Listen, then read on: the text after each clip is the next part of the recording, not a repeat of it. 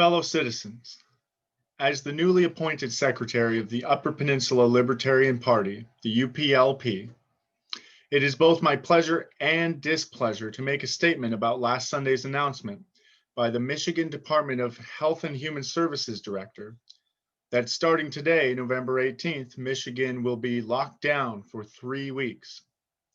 The UPLP denounces any governmental decision which creates an environment where Americans are not treated equally under the law.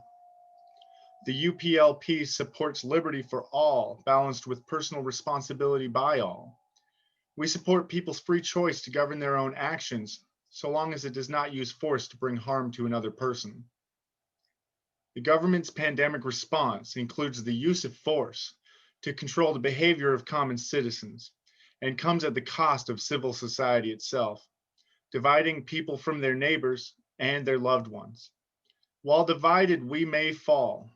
In embracing the unity of diversity in America, we can remain indivisible. About a month ago, the Michigan Supreme Court called the governor's executive orders through the use of the 1945 Emergency Powers of the Governor Act unconstitutional, revealing that the governor has used laws in redundant and personally biased ways. The governor then fell back on the use of other statutes, garnering the support of the MDHHS Director to create the same orders, treated as laws as well, and this time without a sunset clause. The most obvious conflict of interest has been the governor's decision to allow her husband's boating activity early in the pandemic, reversing a decision that Michiganders could not go boating during the pandemic. The willingness of the governor to bypass the legislature, the will of the people, and the Michigan Supreme Court in the enactment of decrees that are treated as laws for her own personal interest is a slap in the face to the civil liberties of all Michiganders.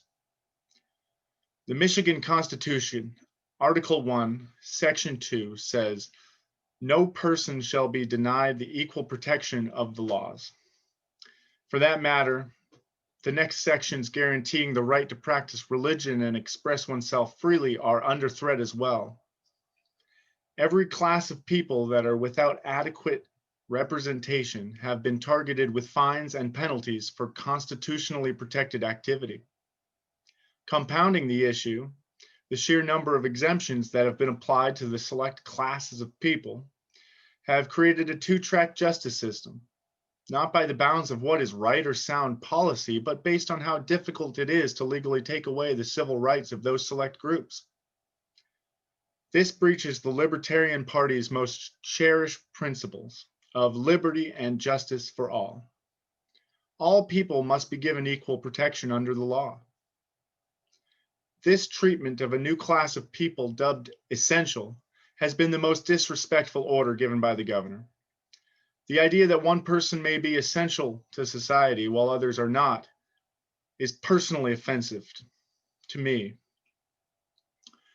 Overall, the policies put in place may be fostering the creation of a caste system in America, where a new untouchable class of people must never show their face in public because they must always wear a mask or be given a fine or jail sentence. The number of people who have faced such scrutiny already have disproportionately been poor people, as they lack proper legal representation. This again is an affront to liberty and justice for all that I have been given no reason to believe will go away anytime soon. Patrick Henry was most famous for telling the Second Virginia Convention in 1775, "Give me liberty or give me death." Henry led the anti-federalists and feared the office of president would one day transform into the seat of a monarchy. As a veteran of a U.S. foreign war, I have already accepted my own death in defense of human liberty. Therefore, I have no issue signing my name under this statement in defense of the liberty for all Americans. I no longer support war for profit, and the LP is the only anti-war party.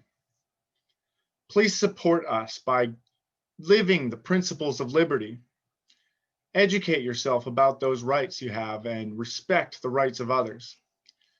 and come together to elect leaders that respect the citizens and constitutions of Michigan and the USA. In their absence, you may need to become the leader you want to vote for. In the absence of proper representation and therefore justice, remain vigilant and hopefully defend without being offensive. Where there is a will, there is a way, and I believe when the complementary parts of society act together, a better way can be found. Thank you.